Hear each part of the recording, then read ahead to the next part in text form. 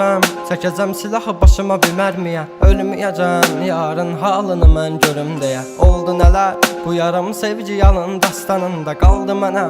Gəl, mən orada gözləyəcəm. Yalandı baxışların, məni məndən alan həmin. Evim vardı özləmimdə qavrulacaq bu ürəyim. Teninə toxunduğun bir özgəydi o əllərin. Sənsizliyi yazar bu əl qazar məzar gələcəyimi. Günahımı mənə verdin, savabımı o aldığın. Məni hər gün ərşə çəkir, bax sən kim bu yazdığım. Qaranlığım, zülmətim, toranlığım, tək bir evim. Sən idin alan məndən, etdi batdı gülüşləri. Dərinlərdə yaz vardı, gözlərimdə yaş aldı. Taqəti məndən yarım çox yorulmuşam. Dünənin qaranlığında, sabahın bir şəfəqində hər şeyə avunduğumdan ağrımla çox oyanmışam.